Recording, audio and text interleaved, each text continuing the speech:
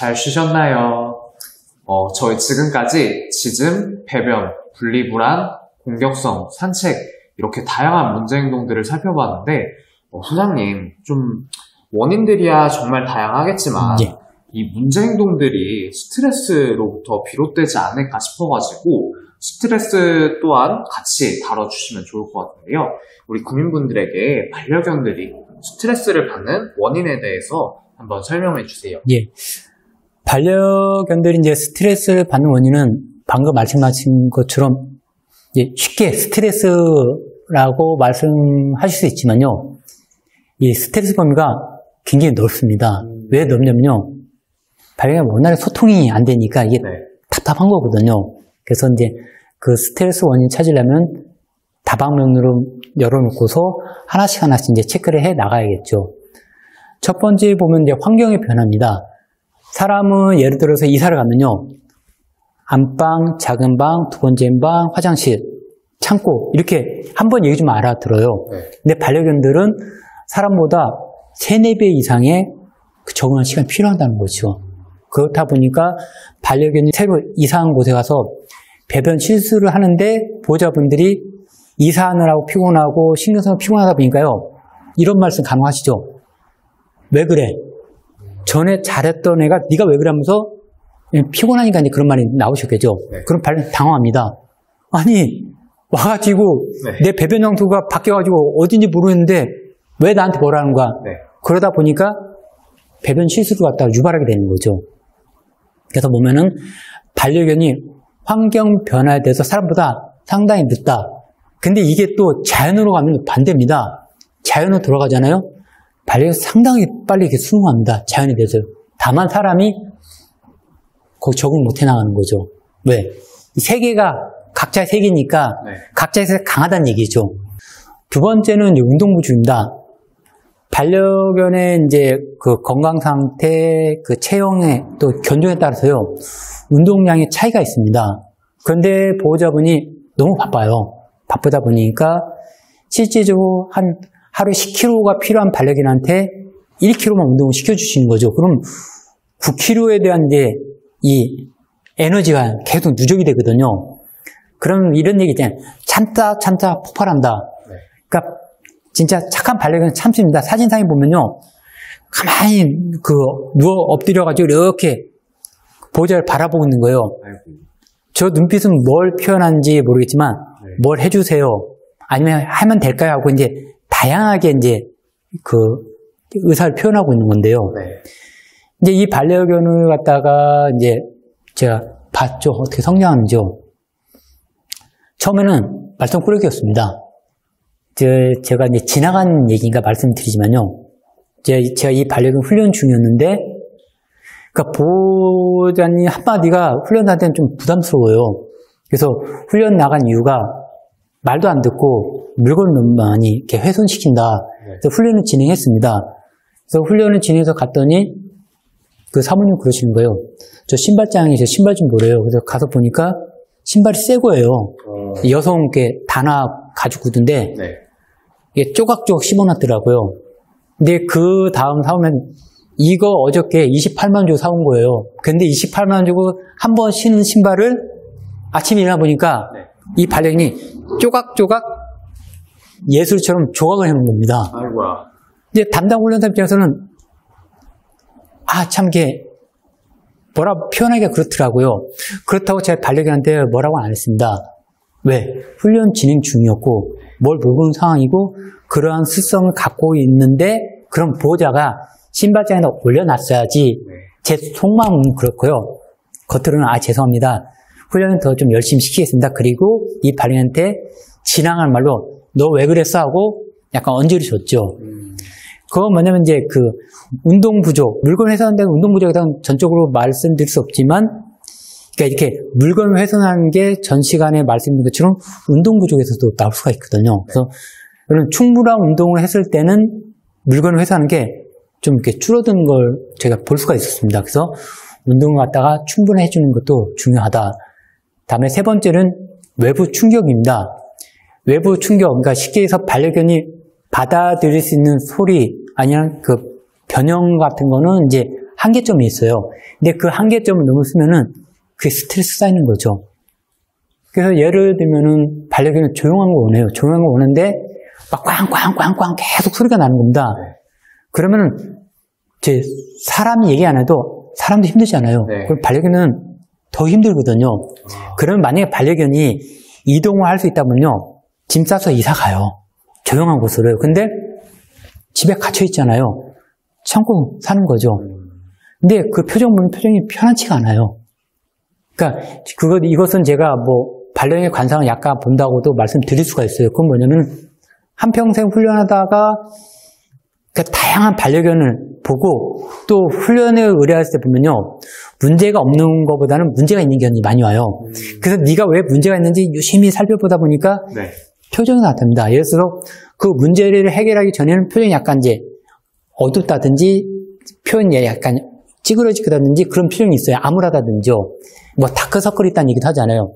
근데 그 문제가 해결될 때는 펴집니다. 그걸 봤을 때 그 외부 충격이 반려견이 받을 수 있는 한계치가 있습니다. 변화나 소리에 대해서는 갖다가 보호자분들이 알아서 미리 조치를 취해 주시는 게 좋은 거죠. 다음으로 이제 성격 문제입니다. 성격 문제는 이제 반려견 자신의 문제인데요. 그 자신의 문제로 문제가 발생됐을 때 보호자나 타인한테 직접적인 말이나 진한 말로 그렇게 안 좋은 소리 듣거든요. 너 왜 그래? 왜 그랬어? 그런 말을 듣게 됩니다. 그러면 반려견도 아, 저게 나를 좋아해서 하는 말이 아니야. 저 사람 나 싫어해. 네. 싫어. 그러면서 이게 감정이 골이 깊어지는 거죠. 네. 그것 또한 스트레스 쌓이는 거죠. 다음에 이제 5번째는 키우는 방법의 문제입니다.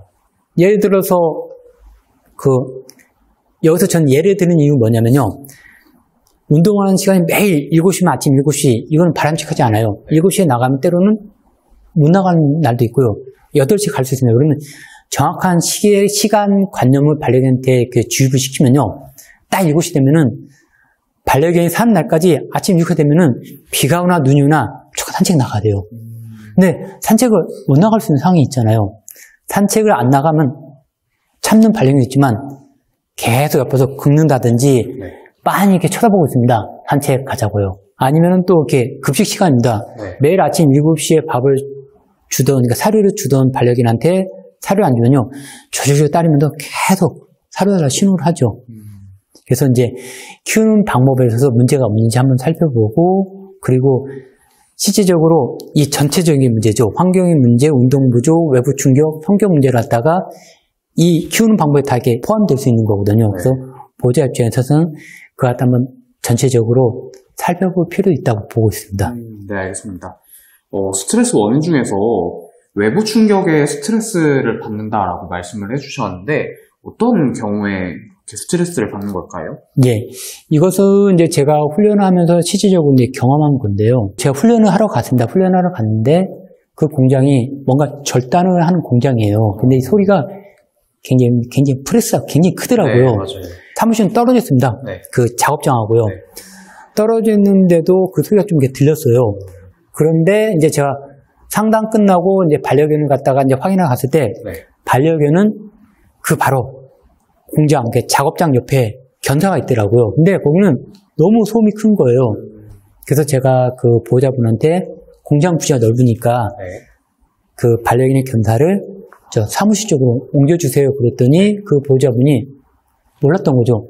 아, 이 소음이 반려견 스트레스 아니면 나쁜 영향을 줍니까? 하고 이제 반대로 질문을 하시더라고요. 그래서 제가 예, 맞습니다. 반려견이 사람도 그 소음에 노출되면 이렇게 TV에서 보면 청각에 문제가 생기듯이 반려견도 청각까지는 제가 수의사가 아니면 모르겠지만 스트레스는 받는 거는 알고 있습니다. 해가지고 그 공장에 있는 반려견 견사를 갖다가 옮겨달라고 얘기한 적이 있습니다. 마지막에 키우는 방법에 문제가 생겼을 때도 스트레스를 받는다고 하셨는데 예, 예. 이건 또 어떤 것들이 있을까요? 예, 지금 보면은 이제 지금과 예전은 이제 반려견 키우는 방법이 굉장히 많이 변했습니다. 네. 지금도 간혹 보면요, 반려견에 이제 거주하는 공간, 이제 견사나 집이라고 하죠. 집이 보면은 한적한 곳에 있을 수가 있어요. 대신 여름엔 시원하고 좋죠. 여름에는 시원하고 좋은데 반대로 습합니다. 대신 이제 그늘이 형성되니까 시원하겠죠. 그런데 반대로 또 곰팡이가 많이 피겠죠. 또 겨울에는 추워요. 햇볕이 안 들어오니까 그럼 결론 반려견은 여름엔 습한 곳에서 겨울은 추운 곳에서 지내야 되거든요. 네. 그래서 반려견의 견사는 양지 바른 곳, 네. 양지 바른 곳에 이렇게 설치해 주시는 게 좋은 거고요. 네. 다음에 또 운동을 갔다가 앞서도 운동시켰지만 마당에서 있는 견, 혹시 메어놓거나 네. 견사에 있는 견은 아니 움직이니까 아니면 마당에 풀어놓으니까 충분히 운동되겠지. 그러니까 여기서 이제 제가 마당에 풀어놓는 견을 말씀드린대요. 풀어놓으니까 충분히 운동되겠지. 그 운동하는 거 움직이는 걸 그 거리수 제품요 그렇게 많이 안 움직입니다. 반려견이 움직일 때 보면은 보호자가 이렇게 혹시 이제 입출입가 했을 때 아니면은 반려견 좋아하는 사람이 지나갈 때 아니면 타 견이나 반려견이 좀 관심 있는 새들이나 고양이가 지나갈 때는 움직입니다. 그 외에는 거의 한 곳에 앉아서 있거나 엎드려서 잠을 자요. 그러니까 결론은 운동 부족이 생긴다는 얘기죠. 근데 다만 소형견은 운동 부족이 덜 생길 수 있습니다. 그러면 소형견은 운동 거리에 따라서 1 내지 뭐 3kg 되는 견들은 네. 그 정도 양으로 이렇게 운동량을 이렇게 소화해낼 수 있는데요.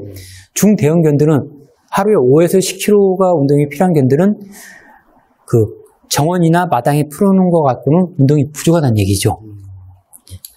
소장님, 저희는 솔직히 스트레스 받을 때 좀 예. 다양하게 해소할 방법들이 있는데 예. 강아지들은 뭘로 스트레스를 해소할까? 이게 참 궁금하더라고요. 예. 어떻게 이 반려견들의 스트레스를 해소시켜줄 수 있을까요? 예, 그 스트레스를 갖다 해소할 방법 이제 사람하고 반려견하고는 이제 뭐 이렇게 전혀 틀리니까요. 네. 이제 차이가 있겠지만 이제 사진상에 보면 스트레스 해소 방법을 보면요.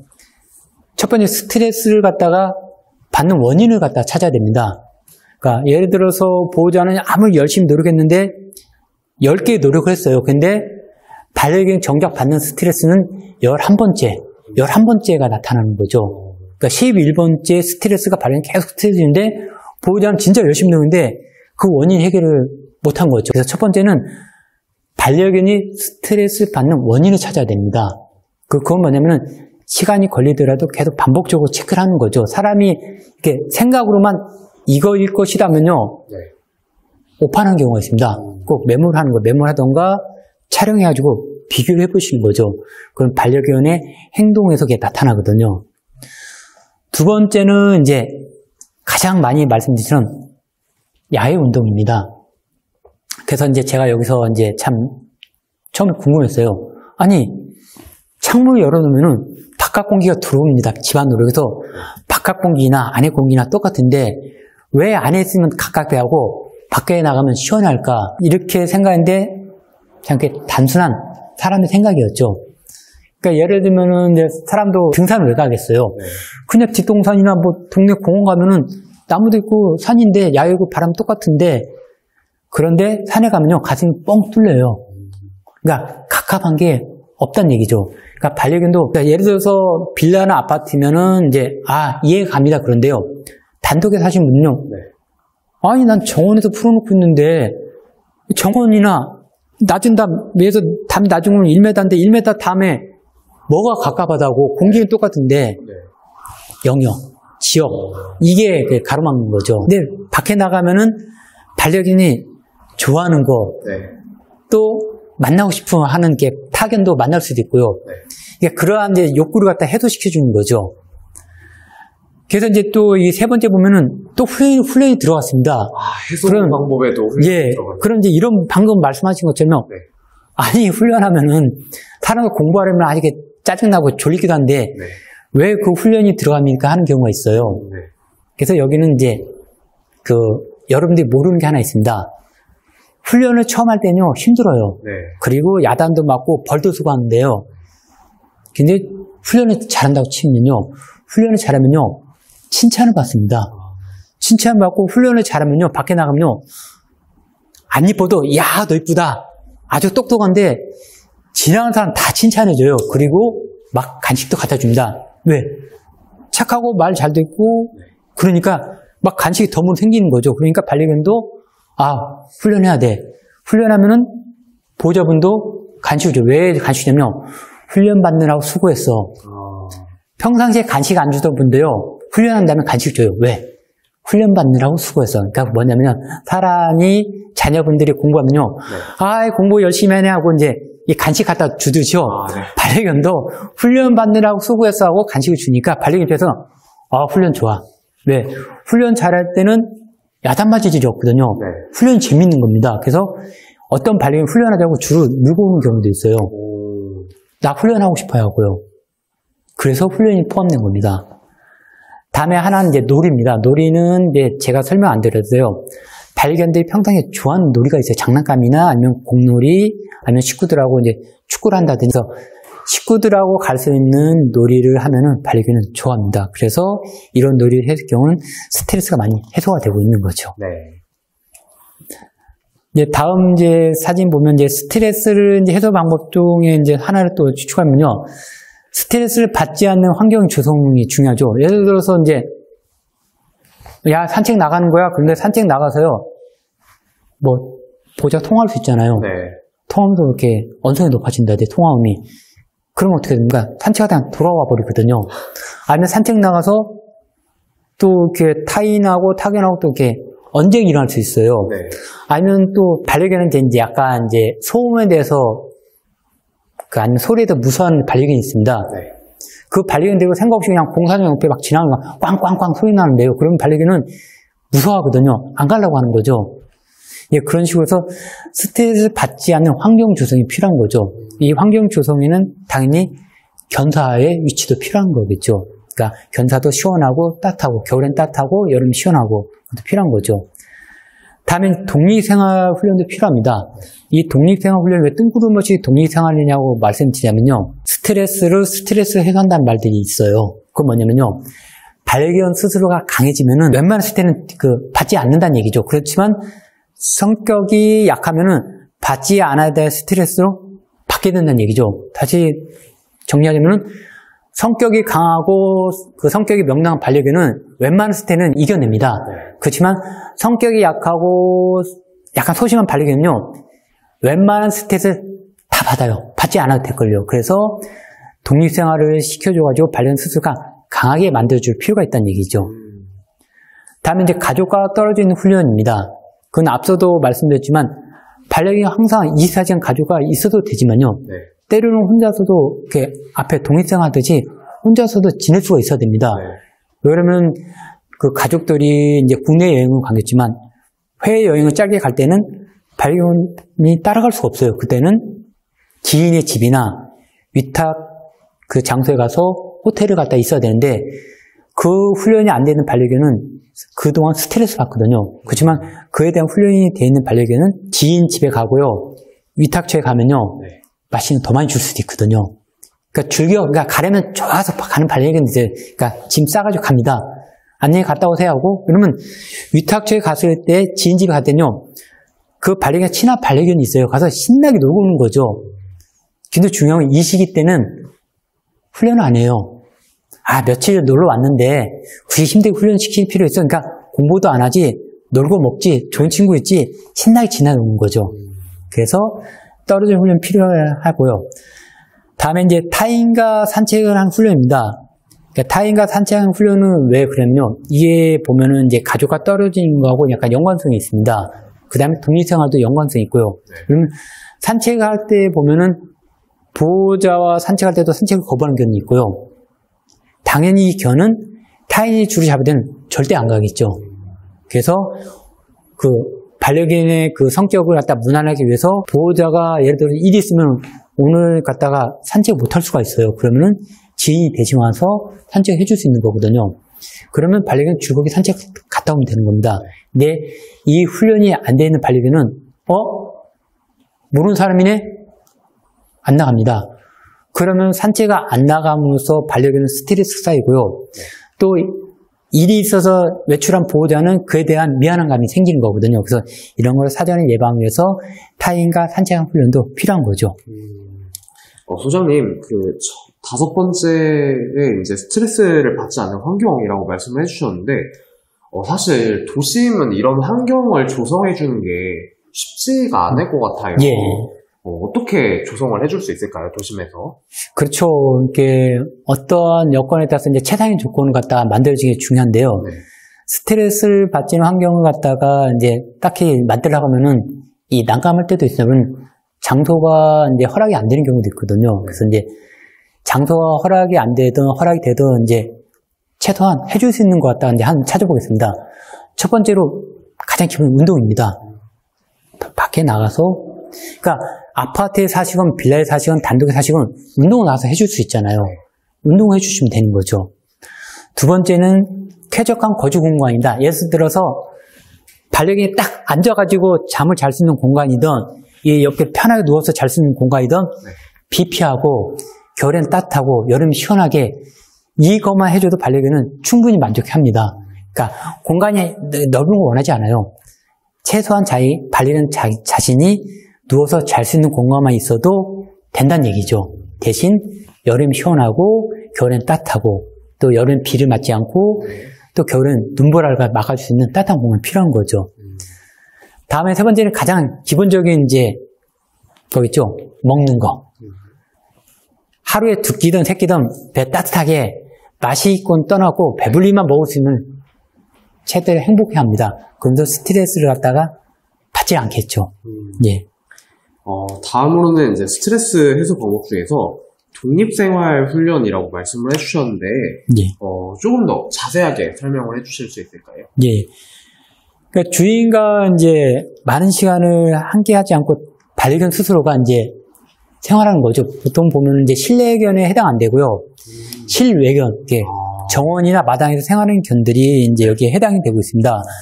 그래서 제가 비교를 해보자면은 실내견하고, 그러니까 마당에서 크는 견하고 집 안에 크는 견을 비교해보면요. 마당에서 크는 견은 주인한테 많이 의지를 안 해요. 이제 보시면은 마당에 크는 견을 보면요. 그 담 밖으로 지나가는 타 반려견이나 사람이 있을 경우는 가서 인사해요. 뭐 사람처럼 빨빨 한다든지 지지하고 의사소통하는데요. 이제 실내가 집 안에 키우는 그 반려견은 인사를 나눌 기회가 적은 거죠. 대신 이제 뭐 산책 나가서 만나는 그 사람이나 타 반려견은 만날 수가 있는데 그거는 보호자가 데리고 나갈 수만 할 수 있는 거고요. 마당이나 정원에서 크는 반려견은 보호자가 없어도 밤이고 낮이고 새벽이고 그 시간에 지나는 사람이나 반려견은 본인이 이렇게 딱 메모합니다. 나하고 친한 사람, 친하지 않은 사람. 그러면은 친한 사람은 하이 그러고요. 친하지 않은 사람은 멍멍 취소하고 빨리 지나가라고 얘기하죠. 그런 식으로 이제 반려견한테 독립생활은 아무래도 마당에서 크는 견들이 좀 이렇게 장점인 것 같습니다. 네, 그러면 다음으로 반려견이 타인이랑도 산책해야 한 이유에 대해서 설명해 주시기 바랍니다. 예. 그 반려견이 이제 타인하고 산책할 이유는 앞서서 말씀드렸는데요. 근데 이제 여기서 제가 이제 부제에서 설명드리는 건 뭐냐면은 이제 그 타인하고 산책할 때는 뭐 보호자가 일이 있을 때 이제 의뢰인이나 아니면은 이제 지인, 아니면 이제 위탁처에서 이제 파견난 분이 산책을 해줄 수가 있습니다. 그래서 이제 산책을 이제 목적으로 이룬 겁니다. 근데 이제 중요한 것은 보호자가 제3자한테 이제 식구간 제3자한테 이제 산책을 의뢰할 때는요. 그 반려견의 그 특성 갖다가 얘기해줘야 돼요. 우리 반려견은 예를 들어서 뭐 맨홀 무서우면 맨홀 무서워합니다. 계단 무서우면 계단 무서워합니다. 또 타견과의 사이가 좋은지 나쁜지 또 타인과의 사이가 좋은지 나쁜지 이 안전사항을 갖다가 꼭 전달해 주셔야 돼요. 이걸 전달해 주지 않고서 그냥 함부로 이렇게 산책을 맡겼을 때는요. 안전사고가 발생될 수 있거든요. 그리고 특히 그러니까 건강에 이상인 반려견, 예를 들어서 우리 반려견은 관절이 안 좋으니까 뛰거나 점프를 하면 안 돼요. 이거 갖다가 그 보호자가 실수로 전달 안 해줬을 때는 그 인수인계 받은 분은 모르시거든요. 그냥 일반적으로 산책했다가 반려견이 좀 이렇게 건강에 무리가 올 수도 있거든요. 그래서 이러한 점을 갖다가 전달하는 게 중요합니다. 네, 감사합니다. 반려견에게 있어서 산책이 중요한 것처럼 놀이 또한 중요하다라는 거를 우리 국민분들께서 잘 이해하고 계실 텐데 그렇다면 반려견에게 놀이는 왜 중요할까요? 예, 그 반려견의 이제 놀이가 보면은 이제 광범위하게 포함될 수 있는데요. 반려견의 이제 놀이는 보면 이제 성격 발달과 건강 증진에 이제 효과가 있습니다. 그 성격 발달은 뭐냐면요. 그러니까 보통 보면은 그 저희 사람들 청소년기에 그 왼쪽에 관심이 있을 때는 오른쪽으로 이제 보통 체육에서는 이제 스포츠 활동을 이제 권하거든요. 사춘기 때요. 그러니까 어떠한 관점을 돌릴 때 외부로 이제 에너지를 발산하고 또 관심을 바깥으로 건전하게 갖게끔 한 경우가 있습니다. 그래서 반려견도 보면은 이제 놀이 문화에서 이제 보면요. 제가 영상을 한번 설명을 드리겠습니다. 네. 영상을 보면요. 반려견이 신나게 나뭇가지도 물고 뛰어노는 거 볼 수 있어요. 이건 제가 안전한 장소에서 반려견한테 자유를 준 겁니다. 그럼 반려견이 신나게 자기가 뛰어놀아요. 그리고 스트레스 해소하고 또 이 뛰어놀면서 신체 발달이 건강이 좋아지거든요. 네. 그래서 이제 놀이는 반려견한테 스트레스 해소와 건강 발달이 좋아지고 또 자율성도 이렇게 부여하기 때문에 상당히 좋은 방법이라고 저는 이제 많이 추천해 드리고 있습니다. 그래서 이 놀이를 이렇게 풀어놓고 놀이할 때는 항상 안전한 곳에서 놀이를 꼭 하셔야 된다는 걸 말씀드릴 수가 있습니다. 네, 알겠습니다. 지금 보면 반려견이 항상 이 반려견 특성 보면요. 뛸 때 보면 뭔가 물고서 뛰는 걸 좋아하는데요. 네. 다만 볼 때는 나뭇가지가 좀 길어요. 이때는 그 보호자와 충돌하는 건 좀 이제 조심하셔야 됩니다. 그래야지만 반려견의 부상도 예방을 할 수가 있거든요. 그리고 이제 반려견이 뛰어올 때도 또 충돌하는 것도 조심하세요. 왜냐면 충돌하면 반려견도 아프지만 보호자도 많이 아프시거든요. 아유, 잘 노네요. 예. 네. 이상으로 이제 문제행동 교육을 마치려고 하는데요. 저번 회차에 이어서 이번 시간에도 문제행동 교육을 진행해 주신 소장님께 네, 감사드립니다. 감사합니다. 이 교육을 통해서 부디 많은 국민분들께서 문제행동 교정을 성공하시기를 진심으로 희망합니다. 소장님, 마지막으로 우리 국민분들께서 이 문제행동에 성공하실 수 있도록 이렇게 격려 말씀 해주시면 감사드리겠습니다. 예. 오늘은 이제 여러 가지 공부 중에 이제 제가 봤는 이제 스트레스 해소와 이제 공격성에서 공부했는데요. 제가 가장 누누이 말씀드리지만 훈련과 운동은 가장 필수적인 항목이니까 꼭 시간이 되시면 훈련과 운동을 해주시기 바랍니다. 감사합니다. 문제행동 잘 해결하시고 오늘도 반려동물과 함께 행복부로 되시기 바랍니다. 그러면 다음 시간에는 반려견과의 편안한 산책을 주제로 찾아뵙도록 하겠습니다. 그러면 다음 시간에 만나요. 안녕하세요. 반려동물과 함께 행복으로 만들기가 어느덧 6회차를 맞이하였습니다. 그래서 그간 시청해주신 우리 국민분들을 위해 저희가 감사의 마음을 담아 깜짝 퀴즈 이벤트를 준비하였습니다. 와! 문제는 총 7문제를 준비했고요. 7문제 중 6문제 이상을 맞히신 국민분들 10분께 엘비스독의 슈 티셔츠를 선물로 드리도록 하겠습니다. 안감이 기모 소재로 되어 있다 보니 다가오는 겨울을 맞이하기에 더없이 좋겠죠. 참여 방법은 영상 하단에 더보기를 클릭하시거나 아래 링크로 접속하여 참여해 주시기 바랍니다. 참여 기간은 11월 12일까지고요. 당첨자 발표는 11월 19일에 하도록 하겠습니다. 앞으로 남은 4주 끝까지 함께 해주세요.